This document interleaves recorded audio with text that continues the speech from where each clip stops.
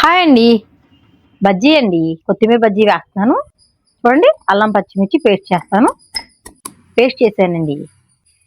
చూడండి, ఒక గ్లాస్ శనగపిండి వేసాను. కారం అండి, ఉప్పు, జీలకర్ర.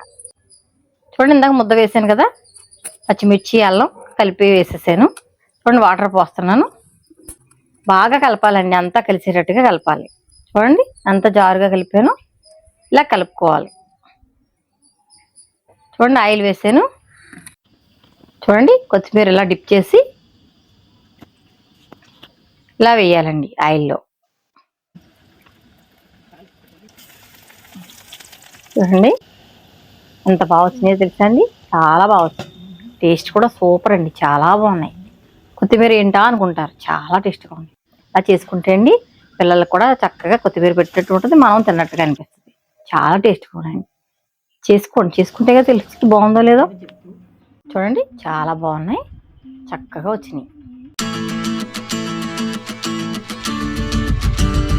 చూడండి, ఎంత పొడవుగా వచ్చినాయో. చక్కగా అలాగా వచ్చేటట్టుగా ఇలా చేసుకోండి. సరేనండి, బాయ్ అండి.